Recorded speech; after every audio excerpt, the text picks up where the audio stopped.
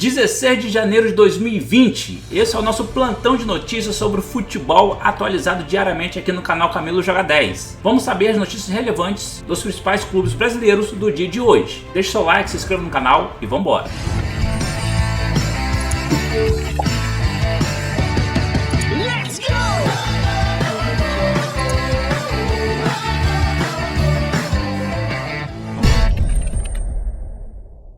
Atlético Paranaense. Em amistoso na Argentina, no dia de ontem, o Atlético Paranaense empatou com o Racing por 2-2. Nos pênaltis deu Racing 5-4. O destaque aí do Atlético Paranaense ficou por conta do Marquinhos Gabriel, recém-contratado. Ele assumiu as bolas paradas, fez uma boa partida e inclusive fez um gol de falta. Atlético Mineiro. O Atlético Mineiro ainda sonha com Roger Guedes, que atualmente está na China, mas principalmente o seu salário distancia a negociação entre o clube e o jogador. O Roger Guedes ganha cerca de 2 milhões de reais por mês lá na China e o Atlético Mineiro não tem condição de pagar isso ao atacante. Bahia. Juninho Capixaba, que foi revelado pelo próprio Bahia, retorna ao clube como reforço para 2020. O jogador tem apenas 22 anos, estava no Grêmio e vem para reforçar o clube aí na lateral esquerda. O Juninho Capixaba é muito bom jogador, combatente, ofensivo, roubador de bola. Eu acho que tem muito a somar aí no elenco do Bahia em 2020. Botafogo. Montenegro, que faz parte do Conselho do Futebol do Botafogo, anunciou a contratação do Danilo Barcelos, lateral esquerdo, ex-Vasco da Gama. E ainda tem mais, ele falou que vai ser um dos únicos reforços para a temporada de 2020, porque o Botafogo não tem dinheiro. Ele também comentou sobre o zagueiro Gabriel, que atuou no Botafogo 2019, que é do Atlético Mineiro. Falou o seguinte, que Gabriel custa 2 milhões de euros e que o Botafogo simplesmente tem zero.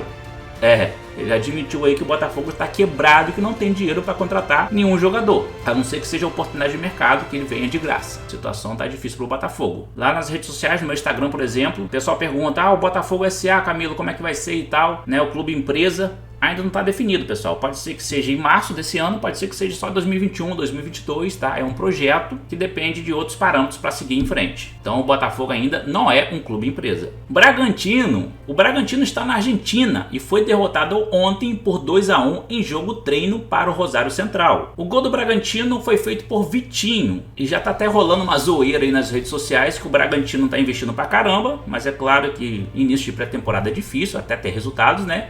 Mas são 3 jogos já em 2020 do Bragantino nessa pré-temporada. São 2 empates e 1 derrota. Sem vitórias ainda o Bragantino em 2020, hein? Corinthians fez sua estreia aí na Florida Cup no dia de ontem e venceu o New York City por 2-1.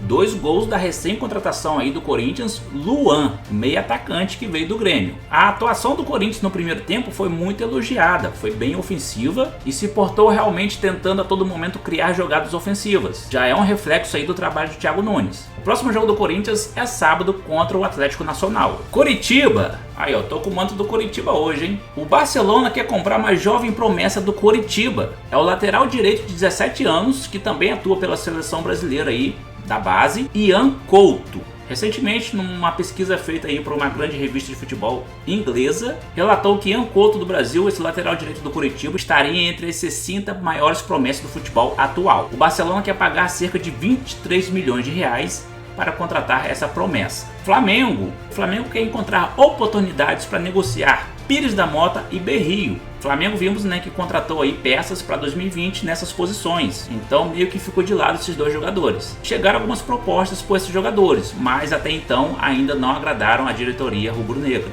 O Flamengo tem um novo patrocínio. A empresa se chama Total SA, é do setor petroquímico e energético. Os valores giram em torno de 12 milhões de reais por 2 anos de contrato. A exposição será feita na barra inferior das costas da camisa, mais ou menos aqui, né, atrás da numeração dos jogadores. Fluminense. Digão recusou proposta da Arábia Saudita e vai continuar no clube tricolor até 2022. Para quem não sabe, o Fluminense está com uma escassez de zagueiros. Frazan, que era uma das peças ali atrás, se machucou recentemente, vai ficar muito tempo fora. Então o Fluminense realmente esperava que o Digão permanecesse no clube. Goiás. O Goiás apresentou hoje o zagueiro Luiz Gustavo, ex-Vasco da Gama. Parte da torcida criticou, né? Falou que simplesmente o Luiz Gustavo fez parte aí de uma defesa que foi super vazada no ano de 2019, que foi do Vasco, que tomou mais de 60 gols na temporada, e os torcedores não ficaram muito felizes com o reforço não. E outra notícia aí pertinente ao clube do Goiás, que o vice jurídico apresentou os novos valores do sócio torcedor para esse ano de 2020 e teve reajuste.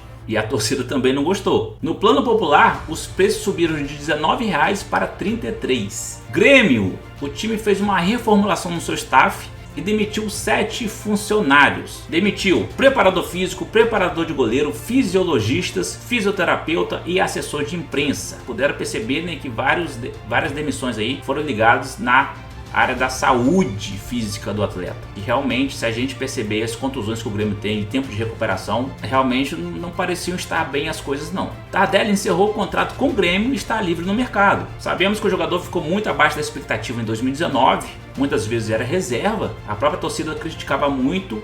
E outro que está com os dias contados no Grêmio é André Balada, também muito contestado pela torcida. E sobre o Tardelli aí, sabemos que ele tem um grande vínculo aí, né, com o Atlético Mineiro, foi onde ele teve a melhor fase da sua vida. O Atlético Mineiro pode se aproximar do Tardelli se quiser. Palmeiras. O Palmeiras estreou ontem também pela Florida Cup e empatou em 0 a 0 com o Atlético Nacional da Colômbia. Um jogo que foi muito movimentado, onde as duas equipes tiveram a oportunidade de fazer gols. Palmeiras um pouco mais. E as novidades ficaram por conta de Felipe Melo de zagueiro e com a faixa de capitão. E nos pênaltis, Palmeiras, após 10 cobranças, saiu vitorioso quando Jailson defendeu a cobrança de número 10 do Atlético Nacional. No primeiro tempo, o Palmeiras jogou com o time titular, segundo tempo com o time reservas. No segundo tempo entrou vários jovens jogadores do Palmeiras, onde teve aí uma outra cara, um time ofensivo, leve, driblador, onde também foi muito elogiado pelos comentaristas, críticos e até pelo próprio Luxemburgo. Então pode aparecer várias peças novas aí dessa garotada da base do Palmeiras no ano de 2020. Galera, pelo menos ontem jogou muito bem. E sobre Davidson agora, Palmeiras liberou o jogador a ir até a Espanha negociar com o Getafe. Possivelmente será um empréstimo com possibilidade de compra, mas ainda falta aliar o Palmeiras com o Getafe sobre algumas entrelinhas de contrato. O Palmeiras não quer perder dinheiro nessa negociação quando pagou lá em 2018, se não me engano, cerca de 6 milhões de euros para o Levante. O Palmeiras meio que não quer sair no prejuízo, né? Então, mesmo que o Palmeiras queira se desfazer do Davidson queira sair do Palmeiras, tem que ter aí um acordo entre Getafe e Palmeiras para esse acordo ser selado. Santos apresentou hoje o lateral Madison, ex-Atlético Paranaense, que é lateral. E eu tenho uma notícia ruim para nós cartoleiros, é que o técnico do Santos, o Gesualdo, não abriu sequer um treinamento para a imprensa nesse ano de 2020. Vamos sofrer em 2020, assim como sofremos em 2019 com o São Paulo. Treinos fechados, quem joga, quem não joga. Possivelmente vai acontecer isso de novo nesse ano. O Gesualdo não abriu treino da pré-temporada, quanto mais quando estiver valendo. Vai lascar nós, hein? São Paulo, time da segunda divisão da Inglaterra, fez sondagem por 2 atletas aí do São Paulo, o Araruna e Lisieiro, mas a negociação está bem no início ainda. O Vasco está em crise financeira, já sabemos disso, né?